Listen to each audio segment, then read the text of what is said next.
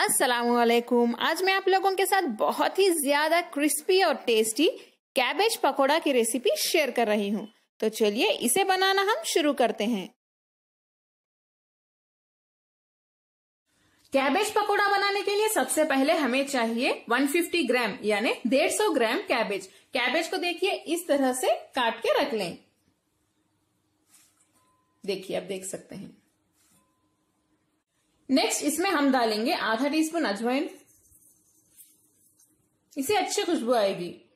1 teaspoon अदरक लहसुन का पेस्ट, 2 बारीक कटी हुई हरी मिर्च, लाल मिर्च पाउडर आधा टीस्पून और हल्दी 1/4 यानी 1/4 चम्मच हल्दी।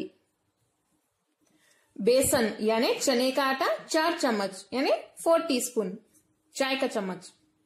थोड़े से बारीक कटे हुए करिवेपाक यानी करी पत्ता और धनिया, देखिए धनिया के पत्ते और करिवेपाक। थोड़ा सा नमक अपने टेस्ट के हिसाब से डाल लें।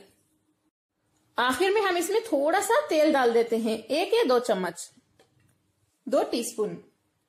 चलिए अब हम इन सभी को अच्छे से मिक्स कर लेते हैं। पकौड़ों का मसाला हमारा तैयार है। अगर आप चाहें तो इसमें बस थोड़ा सा पानी डालिए जब आपको लगे कि ये मसाला जो है बहुत ज्यादा ड्राई हो गया है, वरना आप इसमें पानी ना डालें तो ही बेहतर है। ज्यादा पानी डालने से सॉफ्ट हो जाएंगे और इसमें क्रिस्पीनेस नहीं आएगी। अगर आपको बेसन की क्वांटिटी कम लगी तो आप इसमें एक्स्ट्रा आधा या 1 टीस्पून भी डाल सकते हैं बेसन। चलिए अब हम तेल गरम कर लेते हैं पकौड़ों को फ्राई करने के लिए। पकौड़ों को फ्राई करने के लिए सबसे पहले कढ़ाई में तेल गरम कर लें। तेल को पहले हाई फ्लेम पे गरम करें और जब वो गरम हो जाएगा फ्लेम को मीडियम पे रख दें, तभी आप इसमें पकोड़े फ्राई करें। अगर आप हाई फ्लेम पे पकोड़े फ्राई करेंगे तो बाहर से जल जाएंगे और अंदर कच्चे रह जाएंगे।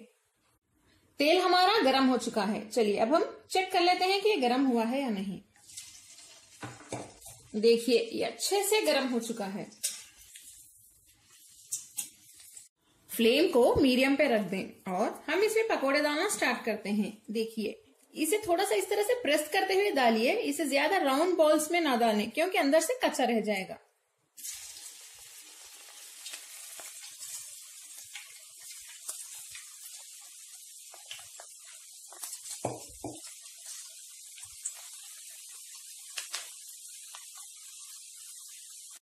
पकोड़ों को थोड़े थोड़े करके ही तलें यानी बैचेस में ही तलें, ज्यादा ना डालें वरना एक दूसरे को चिपक जाएंगे। देखिए कितने अच्छे से फ्राई हो रहे हैं। देखिए पकोड़ों का पहला बैच हमारा फ्राई होकर तैयार है। कितने टेस्टी और क्रिस्पी लग रहे हैं ये। देखिए कितने टेस्टी लग रहे हैं और बहुत ही ज्यादा क्रिस्पी भी है। देखिए आप आवाज सुन सकते हैं ना।